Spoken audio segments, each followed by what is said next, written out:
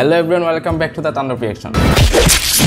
আজকের এই ভিডিওটি খুবই মজাদার হতে চলেছে। যারা সিনেমা প্রেমী আছো তাদের মনে ঝড় তুলবে। আমরা তো সকলেই জানি যে তাণ্ডব মুভি মেগাস্টার শাকিব খানের এই ঈদুল আজহায় মুক্তি পাবে। আর এই তাণ্ডব মুভিতে আমরা অনেকেই গুঞ্জন শুনেছিলাম যে এই মুভিতে ছোট্ট একটা কেমিও থাকবে আফরান নিশোর, আর সেটাই বাস্তব হতে চলেছে। একটি বিশ্বস্ত সূত্রে আমরা জানতে পেরেছি যে তাণ্ডব মুভিতে আফরান নিশোর একটা কেমিও থাকবে। অবশ্য যদিও ডিরেক্টর রায়হান রাফি নিজে এটা খোলাসাভাবে বলেননি, তবে বিশ্বস্ত একটি সংস্থার মাধ্যমে আমরা জানতে পেরেছি। আর আরেকটা প্রাপ্তি হলো কি, এই তাণ্ডব মুভিতে সিয়াম আহমেদের থাকাটাও অনেকটাই সুনিশ্চিত। আর এই তাণ্ডব মুভিতে মেগাস্টার শাকিব খান তো এমনি ঝড় তুলবেন, আর সেখানে যদি the boss Afran Nisho add হয় তাহলে যা ঝড় উঠবে না প্রেক্ষাগৃহে, সেটা আর বলার মতো ভাষা আমার কাছে নেই। আর সেখানে সিয়াম আহমেদের থাকাটাও কিছুটা হলেও অনেকটাই সুনিশ্চিত। আর সিয়াম আহমেদ যেমন অ্যাক্টর আমরা জঙ্গলিতে দেখতে পেয়েছি, তিনি খুবই ভালো কাজ করছেন। তিনি থাকলে আশা করা যায় তাণ্ডবময় ঝড় দেখতে পারবো আমরা সেখানে। প্রায় সময় শুনতে পাচ্ছি যে এখানে মুশফিকুর ফারহান, ছোট পর্দার কিং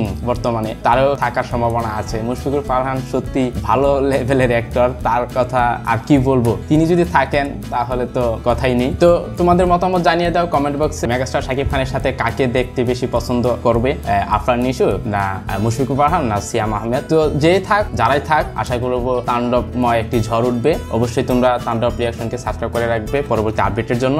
লাইক তো মাস্ট। সো দেখা হবে পরবর্তী ভিডিওতে। এ পর্যন্ত সকলে ভালো থেকে সুস্থ থাকো। টাটা।